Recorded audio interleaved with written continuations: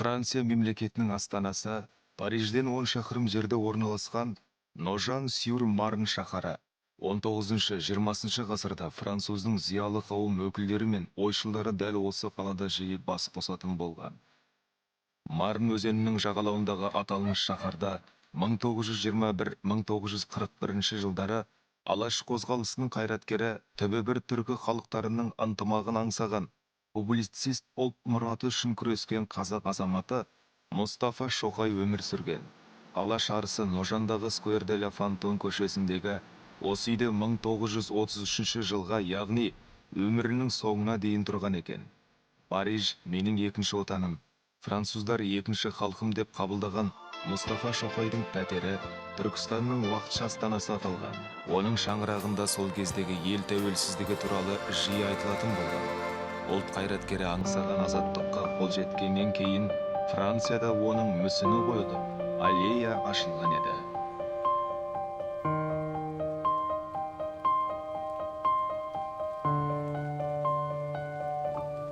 Бүгінгі таңда Парижде 250-ге жуық қазақ отбасы, мыңнан аса қандасымыз өмір сүріп жатыр. Адамзатты таңғалдырған алып Эйфель мұнарасы, танымал Лувр мұражайы, деңгейсіз сәулет өнері бар Франция жеріндегі бауырларымыздың басым көпшілігін Түркиядан келген қазақтар құрайды. Алтайдан басталған көш Анадолы жеріне жетіп, 1960 жылдары жұмысқа тартылу үдерісі өркендеген кезде қандастарымыз Еуропаға қоныстана бастаған болатын.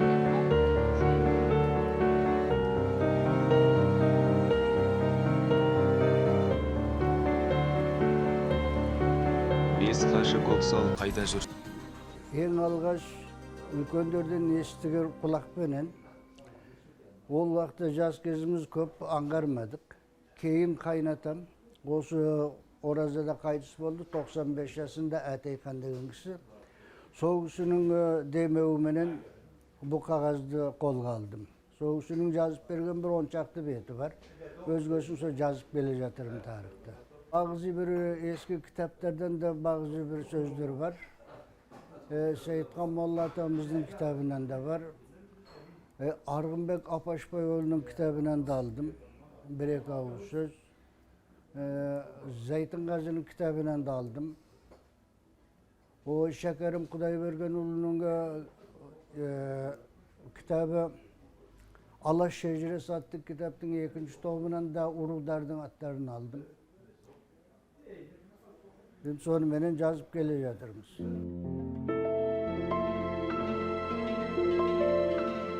Әлемдік сән орталығы саналатын Парижде қазақ бауырларымыз тігін фабрикасын ашып қойған екен.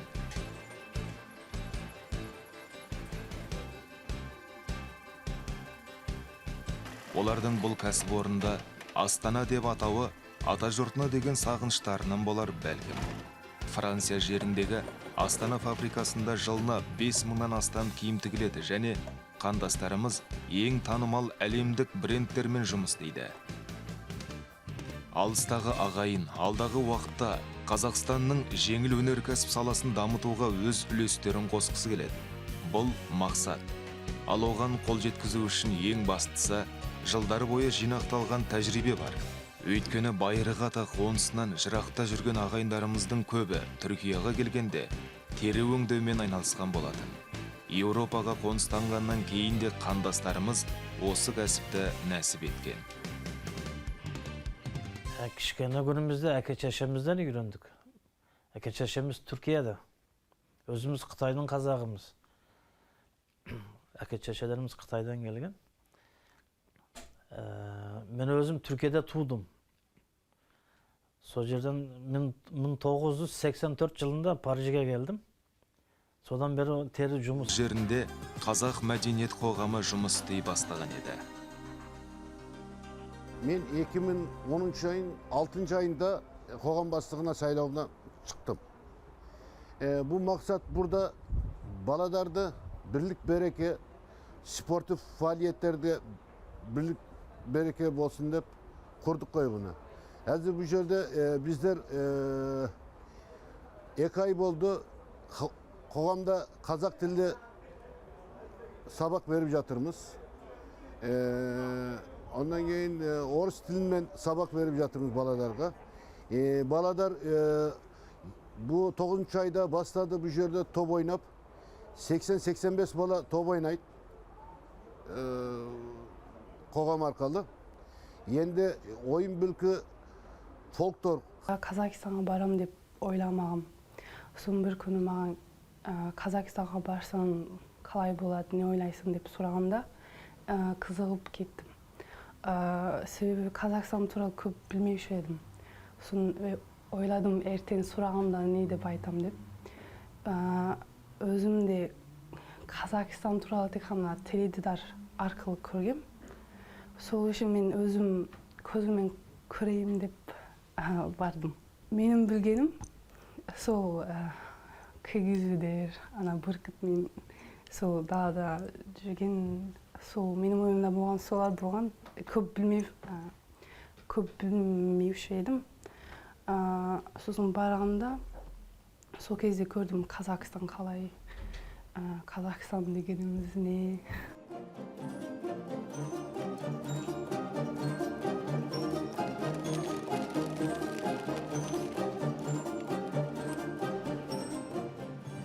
Өмер Шыңғыс халықаралық жүк тасымалдау саласында қызмет етеді. Ол жылына 80 мың шақырым жол жүреді екен. Дегенмен, қандасымыз аптасына бір рет болса да, Мұстафа Шоқайдың тас мүсініне арнайы барып, гүл шоқтарын қойып тұруды азаматтық парызы санайды. Сонымен қатар, Өмер Шыңғыс Мұстафа Шоқай атындағы француз-қазақ достық қоғамында қызмет етеді. Қазақ баласы бірігіп, тізе қосып іс қылса, халықтық мақсат сонда орындалады деген екен Әлихан Бөкейханұлы. Ұлт біріксе, алынбайтын қамал болмас. Сондықтан алыста жүрсе де, бойларында қазақ деп атойлаған қаны мен жаны бар ағайындарымыз Мұстафа Шоқайдың өмір жолын, елінің егемендігінің тарихын жат жұртқа таныту мақсатында арнайы қоғам құрған болатын. Негізі бұл Мұстафа Шоқай атамыздың қоғамының құрылыш идеясы Түркияда Абдулвахап Қара деген мұғалім бар. Ол кісі міне жерде француздар Мұстафа Шоқай атында бір қоғам құрғай жатыр деп бізге айтып қойсын, енді біз қазақ, сіздер құрсаңыз дағы жақсы болады деген соң.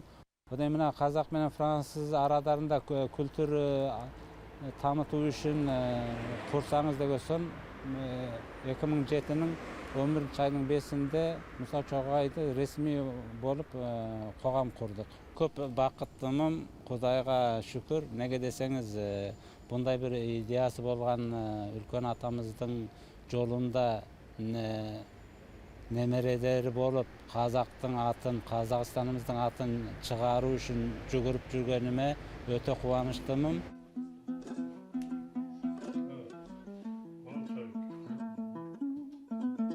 Бұл Құран кәрімді қазақ тіліне тәржімалаған аудармашы, Алаш сыйлығының лауреаты Халифа Алтайдың ұлы Абдул Самет Алтайдың қара шаңырағы.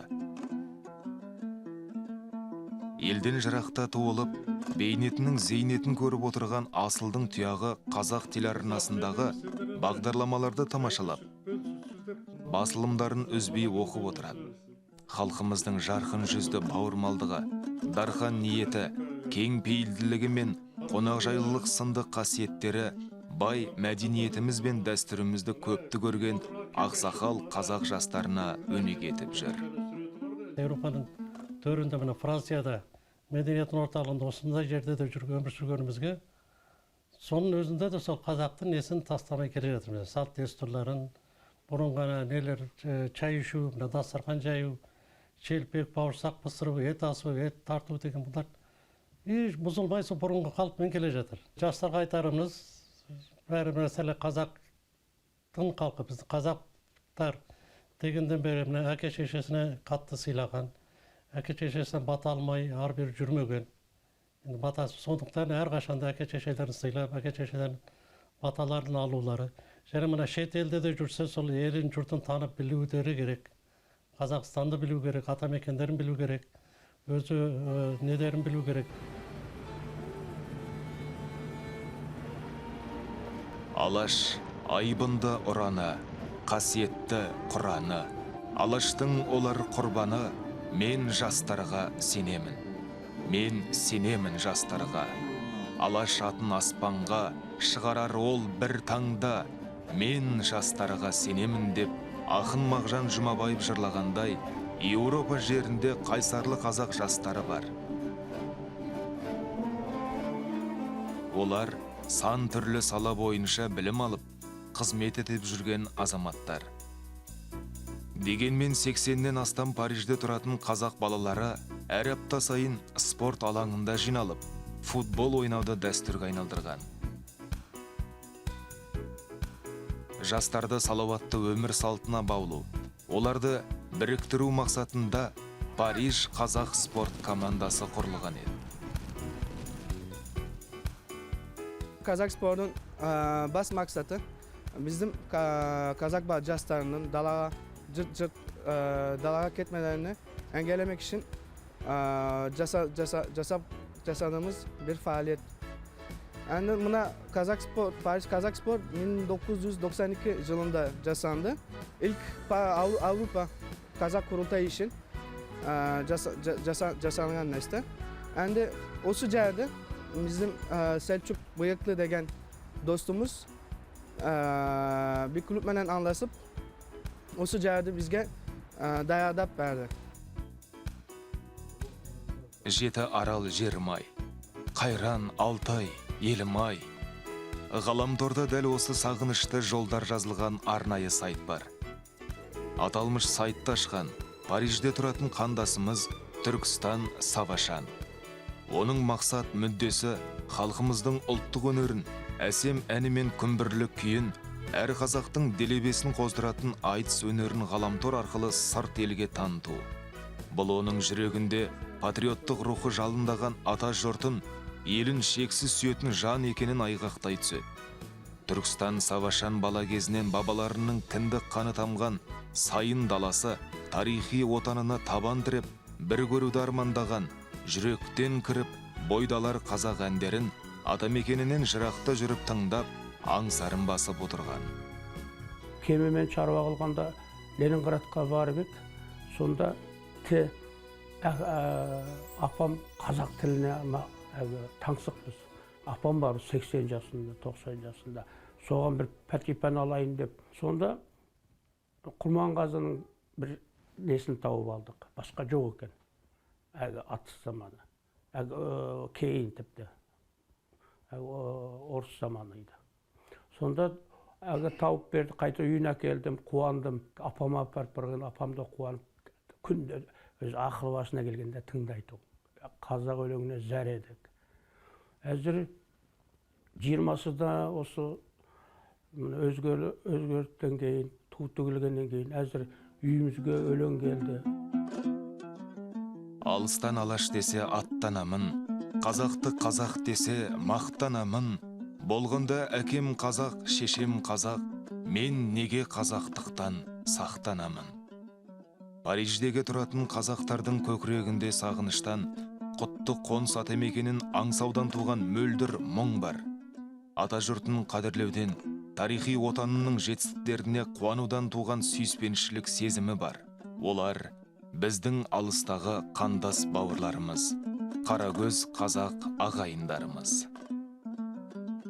Қазақ халқы үйірсек бір қауым. Мүмкін мәртебе жастарда қазір жаманымыз жақсы. Бұл оқу ғой түбі. Түбі оқу. Оқусыз ілім, ілімсіз білім болмайды ғой. Бұл жастарымыз Аллаға шүкір барлығы да жақсы. Қазір неше тіл білетін жастар бар, жеке бір тіл емес. Енді өрдіп келе жатыр, бүгін Аллаға шүкір бір мемлекетіміз бар, Қазақстан атты. Үлкендеріміз арман қылған, бірақ та көре алмады. Ұрпақтары көрді. Аллаға шүкір бұдан былай енді өркіндей берсін деп тілейміз, тілегіміз осы. Жастардың да көңіл бұрып, алға басуын тілеймін. Қазақстанға барып келген соң көрдім. Сол үшін Қазақстанға барғым келді, осы жерде тұрғым келді.